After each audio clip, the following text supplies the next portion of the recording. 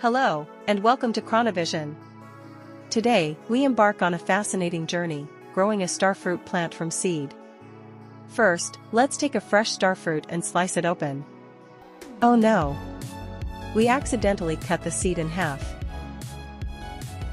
Not to worry, we'll try again and find a whole seed.